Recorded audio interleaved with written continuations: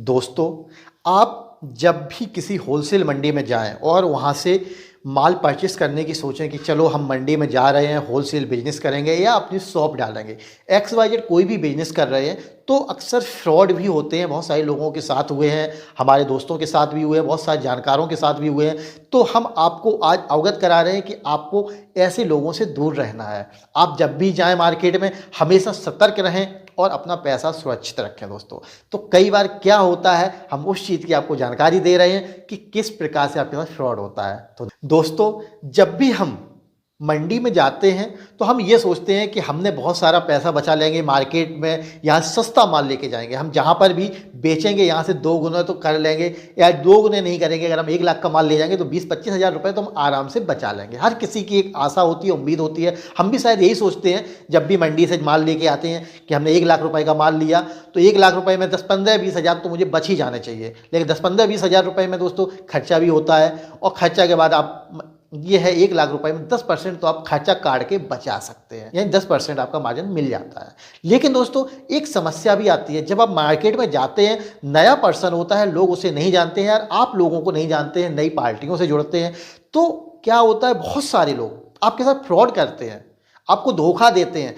उनका काम ही यही होता है कि नया बंदा आए, इसको मैं पकड़ूं और इसकी पॉकेट में जो रुपए है वो मैं ले लूं। उनको इससे फर्क नहीं पड़ता आप गरीब हैं या अमीर हैं, आपके पास बहुत सारा पैसा है, आप या इतने ही पैसे का इंतजाम करके लाए हैं, आपने अपनी बीवी का जेवर बेच के आए, इससे उनको कोई फर्क नहीं पड़ता। उनको तो केवल एक चीज़ है, आज आप आ गए कल दूसरा आ जाएगा, मुझे जहाँ से मिलेगा मैं इनको लूटूंगा। कैसे लूटते हैं, उनके तरीके फंडे अलग अलग हैं। दोस्तों, आप जब जाएंगे आपको बड़े प्यार से बैठा लेंगे, बोलेंगे आइए सर, हम आपका बहुत समय से इंतजार कर रहे थे, अरे आपके क्षेत्र में ये माल ले जाता है, वो माल ले जाता है। जब आप पहुंचेंगे तो आपको ऐसी बातें करेंगे, आपको पूरे क्षेत्र की डिटेल वो दे देंगे। मालूम नहीं दोस्तों, इनके पास इतनी डिटेल कहाँ से आ जाती है, ये डिटेल के बारे में मुझे तक नहीं मालूम है, इतनी डिटेलें उनके पास हैं। अगर आप किसी भी जगह का नाम ले दें तो बोलेंगे हाँ वहाँ पर ये माल ले जाता है, वो माल ले जाता है, ऐसी ऐसी बातें बता देते हैं। लेकिन दोस्तों, अक्सर में इन लोगों में कुछ लोग ऐसे होते हैं जो आपके साथ फ्रॉड कर जाते हैं। क्या होता है, जब भी आप जाएंगे, ऑर्डर लिखाएंगे, ऑर्डर लिखेंगे, आपका अमाउंट अपनी जेब में ले लेंगे और बोल देंगे ये माल है, अभी पैक करवा देता हूँ।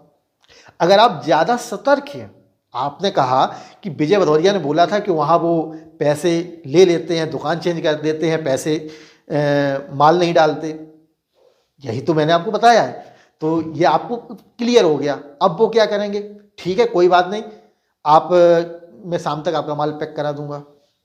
अब आप भाई क्या करोगे, शाम तक एक ही दुकान पर तो नहीं बैठे रहोगे ना कि आप उसका बैठ के इंतजार करोगे।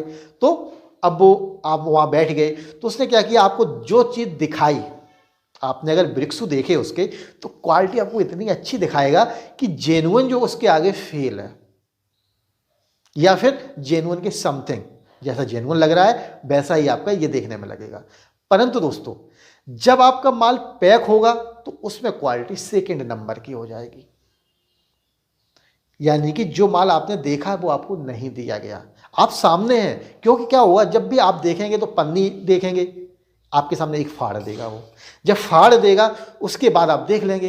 अब उसने आपको कोई भी चीज़ पैक की हुई है, पन्नी के अंदर माल दोस्तों एक अलग हिसाब से दिखता है, खुल के माल अलग दिखता है। आप इस चीज़ को हमेशा याद रखना, अगर कोई चीज़ पन्नी में है, जब वो पन्नी में पैक है, जब उसे आप देखेंगे तो एक जब उलट पलट के देख सकते हैं, आप उसे हर पीस को तो नहीं फाड़ेंगे ना, यही तो होगा, आपके सामने वो एक पीस फाड़ देगा। जब भी वो मंगाएगा, जो मैं ऊपर गोदाम से मंगा रहा हूँ, मेरी गोदाम यहाँ से दूर है, आपको यही बोलेगा ठीक है एक पीस उठा के लाओ, वो एक पीस लाया, आपके सामने उसने पन्नी फाड़ दी, पहले पन्नी देखोगे आप, हाँ जेन्युइन सर स्टिकर है इसका, जेन्युइन सब कुछ है। अगर वो कह रहा हूँ, मैं ये नहीं कह रहा हूँ सर कि हर कोई करता, पर हो जाता है, दंड फंद ऐसा होता है। तो जब आपके सामने वो स्टिकर पन्नी में देखेंगे आप, तो क्या करेंगे, ठीक है सर अच्छा है कर दीजिए।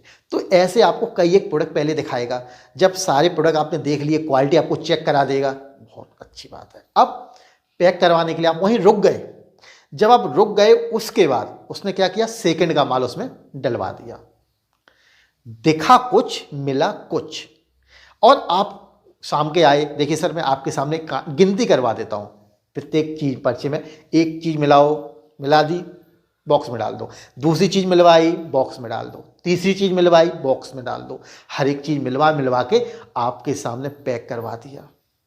और पैक करवाने के बाद उसको बुलाया जो उसको कार्टून को पैक करता है, उसने बंद करवा दिया, बिल्कुल हो गया। अब आपके सामने ही ट्रांसपोर्ट पे डलवा देगा। अब आप क्या करेंगे? बहुत अच्छा बंदा है, उसने तो मेरे साथ इतना अच्छा किया। अरे विजय भदौरिया तो झूठ बोलते थे कि वहाँ धोखा हो जाता है, वहाँ तो लोग ऐसा होता है। लेकिन दोस्तों सबके साथ नहीं होता, हर कोई नहीं करता, ये याद रखना। मैं ये नहीं कह रहा हर बंदा करता है, कुछ लोग करते हैं, उनकी वजह से सारे लोग बदनाम होते हैं। आपको केवल सतर्क रहने की मैं सलाह दे रहा हूँ। मैं ना किसी का नाम ले रहा हूँ, ना मैं किसी को बदनाम कर रहा हूँ दोस्तों। बस आपको सतर्क रहने की वो चीज़ बता रहा हूँ जो होती है, जिससे लोग ठगे जाते हैं।